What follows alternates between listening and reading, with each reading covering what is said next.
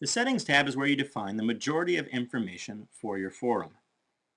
The first thing you are asked to decide is whether or not you would like your display status to be listed or unlisted. By default, all forums start as unlisted. This means that if anyone comes to the communityCOUNTS site, they will not be able to find your forum in our local search. It is recommended that after you have set up your forum, you change this to listed. To the right of this, you are shown some information about your account type, and you will notice that we have two flavors: free ad-supported forums and premium forums. These options are grayed out. In order to upgrade to premium service, simply click on Upgrade and you can send us an email asking for a quote. To the right of this is a link that will allow you to change your forum's password. The next main bit of information you're asked to decide is whether or not you would like yourself or anyone to be able to add content. You can restrict this to only you, the logged in creator of the site, or you can open it up to anyone. If you decide that anyone can upload entries to your forum, you may also hold these new entries as pending for your approval before making them public. In order to check pending entries, you would simply go to the Flagged and Pending tab. You may also decide what sources your forum can pull from. Here I have chosen YouTube and MySpace video, but I could just as easily have included Flickr for photos, or allowed text entries by allowing users to submit text from the communityCOUNTS text submission. Below this, in the leftmost column, you will see areas for your direct email. That's the email we will use to send you information about your communityCOUNTS forum. Your general contact email, the email we will send messages from your viewers to, and you also see the option to delete your forum. In the center column, you find areas for your forum's name, your organization's name, and your organization's website, as well as the ability to choose what type of format you would like for your forum.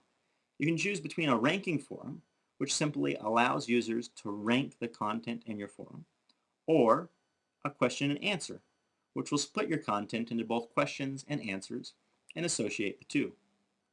Your question and answer forums come under two flavors, either with rounds or rolling. A rolling Q&A has a closing date, after which no one can submit any further entries or vote on any of the current entries. If you decide to go with rounds, you will notice that you can define whether or not there is a start and end time for your rounds. This ability to talk about rounds specifically will be reflected in your presentation, or rather under the Presentation tab. There you will be able to define certain content that will appear and disappear according to what round it is currently at that time. In the furthest most column, you find the ability to be able to tell us some descriptive information about your forum. The first being your forum description, a short description to show up in our local search results, and the second being a set of descriptors or keywords that can be searched for to find your forum. If you have chosen a Q&A, you can also tell us who the respondents or the potential respondents are by simply clicking on Add Respondents. You can then go ahead and enter their name,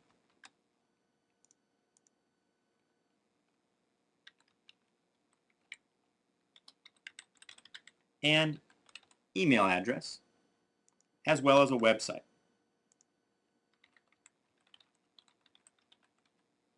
Be sure to save your forum in order to have this information saved. This can be very useful in that if you have a respondent who has not answered a question, by including this information, your visitors can send them an email to ask them to respond.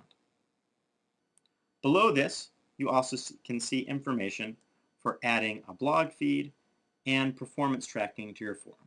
At this point, these features aren't quite live, but we're working on them. Again, as with all tabs, make sure that when you're done, you click the Save Changes to Forum button to make sure that your changes have been saved.